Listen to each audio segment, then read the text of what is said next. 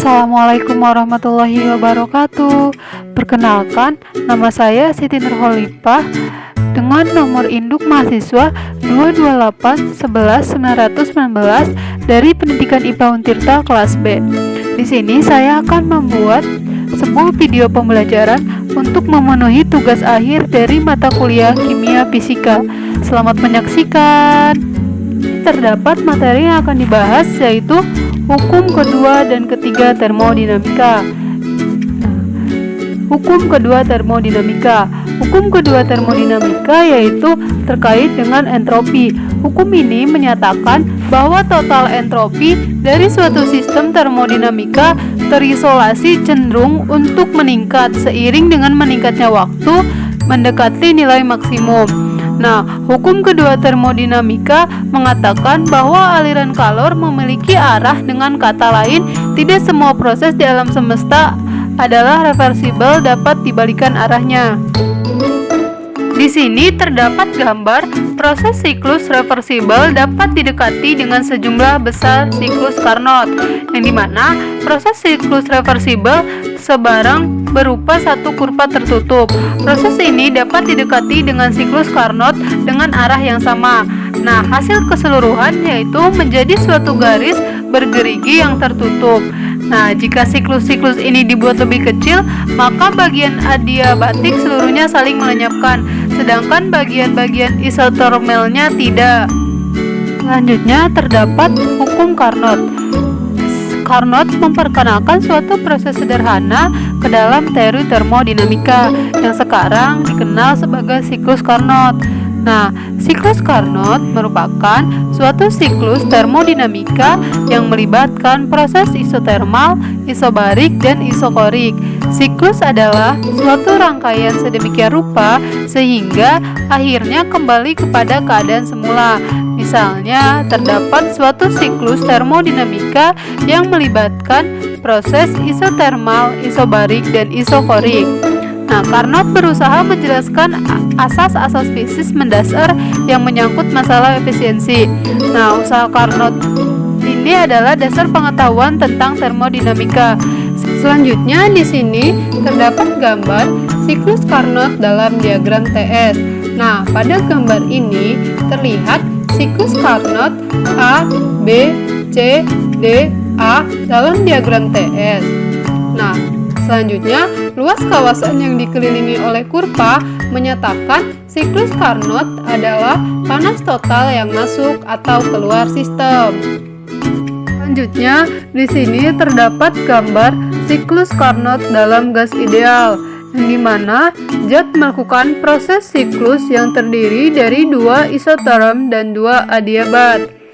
Pada gambar ini, proses dimulai dari A kembali lagi ke A, yang dimana yang pertama ekspansi isotermal dari A ke B pada suhu T1 panas Q1 masuk dan usaha dilakukan oleh sistem. Yang kedua, ekspansi adiabatik dari B ke C suhu turun menjadi T2 dan usaha dilakukan oleh sistem.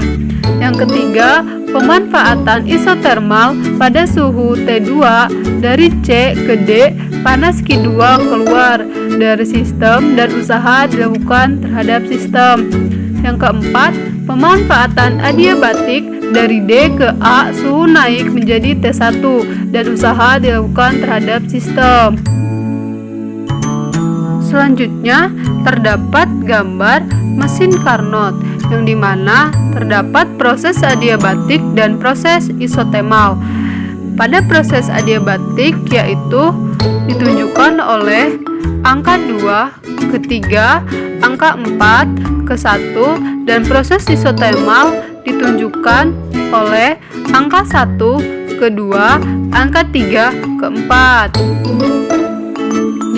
Di sini terdapat perumusan hukum kedua termodinamika. Yang pertama ada perumusan Kelvin, yang dimana tidak ada suatu proses yang hasil akhirnya berupa pengambilan sejumlah kalor dari suatu reservoir kalor dan mengkonversi seluruh kalor menjadi usaha. Yang kedua, perumusan Celsius, yang dimana tidak ada proses yang hasil akhirnya berupa pengambilan kalor dari reservoir kalor bersuhu rendah dan pembuangan kalor dalam jumlah yang sama kepada suatu reservoir yang bersuhu lebih tinggi. Selanjutnya kita akan membahas tentang hukum ketiga termodinamika. Hal yang paling penting tentang hukum ini yaitu memungkinkan kita menentukan entropi mutlak suatu zat, dimulai dengan mengetahui bahwa entropi suatu zat kristal murni adalah 0 pada suhu 0 Kelvin. Kita dapat mengukur peningkatan entropi zat bila dipanaskan, katakanlah pada 298 Kelvin. Perubahan entropi delta S diberikan oleh delta S sama dengan S akhir dikurangi S awal sama dengan S akhir. Hukum ketiga termodinamika menyatakan bahwa suatu kristal sempurna pada 0 mutlak mempunyai keteraturan sempurna. Jadi entropinya adalah 0. Pada temperatur lain selain 0 mutlak terdapat kekacaubalauan yang disebabkan oleh eksisitas termal. Selanjutnya, di sini terdapat gambar yang menunjukkan perubahan atau peningkatan entropi suatu zat terhadap suhu, yang dimana pada 0 mutlak nilai entropi zat adalah 0 dengan asumsi zat kristal sempurna. Dari dalil nas ini kita menganggap entropi adalah unsur-unsur dalam bentuk kristal sempurnanya bernilai 0 pada T sama dengan 0. Semua kristal sempurna senyawa-senyawa juga mempunyai entropi sebesar 0 pada T sama dengan 0. Jika entropi semua unsur dalam keadaan stabilnya pada T sama dengan 0 diambil sama dengan 0, semua zat mempunyai entropi positif yang pada T sama dengan 0 dapat menjadi 0, dan untuk semua zat kristal sempurna termasuk senyawa-senyawa entropinya menjadi 0. Hukum ketiga termodinamika ini menyatakan bahwa pada saat suatu sistem mencapai temperatur 0 absolut, semua proses akan berhenti dan entropi sistem akan mendekati nilai minimum. Hukum ini juga menyatakan bahwa entropi benda berstruktur kristal sempurna pada temperatur 0 absolut bernilai 0. Mungkin itu saja yang dapat saya sampaikan. Terima kasih. Wassalamualaikum warahmatullahi wabarakatuh.